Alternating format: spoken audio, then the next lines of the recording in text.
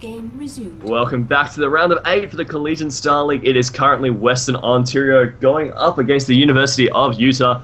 Utah is currently sitting unfortunately down one game to the University of Western Ontario. Spawning in the bottom left as our yellow Zerg.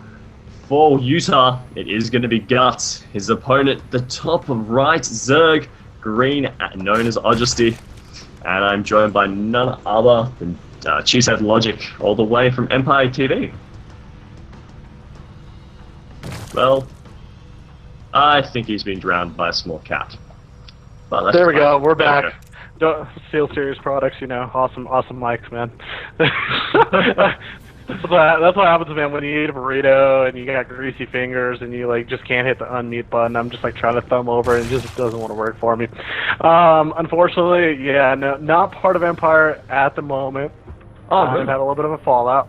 Yeah, at the moment, it was kind of like a portal type thing with all the Russians. That kind of was a little bit of controversy, but you know, that's a whole different story for a different day we could go into.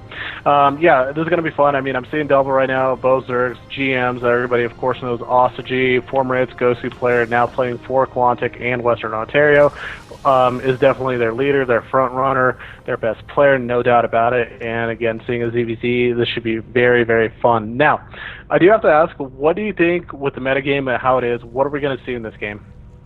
Same thing we see every ZVZ. Ling, Baneling, and then someone slowly transitioning to muter, and then a competition between who has the bigger and more muters. John, did you ever used to watch a show like Pinky and the Brain? Yes, I did. Animaniacs? Yeah. That's exactly, yeah.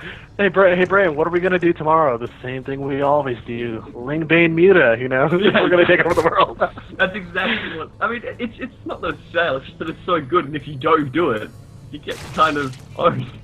I mean, occasionally you might get a Roach and an Infestor with some Swarm Hoax dabbled in, but for the most part, it's always going to open Ling Bane, and then someone tries to sneakily transition away before the other. But in this case, I think it's a 10-pull. Oh no, yeah. And a Baneling pull on top of that. So that's expensive. I don't know how he's going to afford this. It's actually, yeah, no, he's going to be able to pull it off. Again, it's very tricky. It's very risky. He's going to have to win this basically right now. As soon as that Baneling nest finishes those first Banes he's going to be ready for it. But here we go. Guts is walking right on out, and it's kind of funny to watch this type of play coming from Osagy, a top NA player. I'm kind of like, what are you doing, man?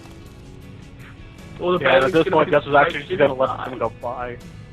Yeah, and there's no defenses except the Queen of the Spinecrawler's morphing. I don't know how this is going to be too successful for Guts. But already the pre-split coming out from him, so this is pretty good already. And good little hit in there, gets about 3 drones. We could have had probably one more, but, you know, can only do realistically so much. What's going on the other side? Looks like... looks like his way inside the base, but unfortunately they do get detracted by 2 Lings. So I think they're on attack move. Yeah, not too bad.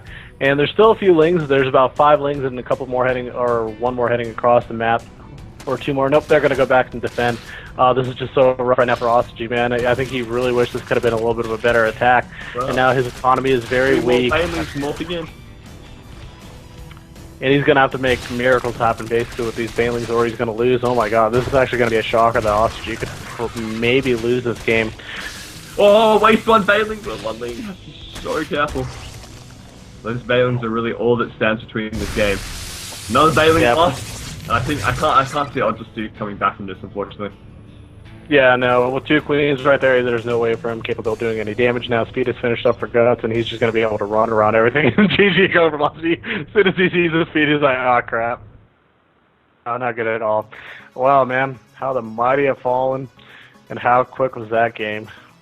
That was what, 3 minutes, 4 minutes? It's surprising that he cheesed. Like, I would have thought he would have generally gone for the straight-up game, but that being said, they're both GM-level players, so maybe.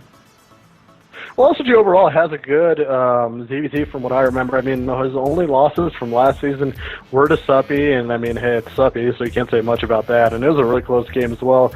It is a little bit shocking that he went for that type of style of play on a 4-player map and on Star Station as well. This is maybe a little bit of a closer map. I could see it maybe happening like sooner, where the distance and time is cut out. But yeah, it's risky. You got to make something happen of it. You got to make the Banelings really cost effective. You got to basically kill your opponent right then and there. No doubt about it. Well, that leaves things pretty much tied up. Currently 1-1 between the University of Utah and University of Western Ontario. Indeed, and we're going to be back after a quick commercial break, guys, with game number 3 of the 2v2. Don't go anywhere.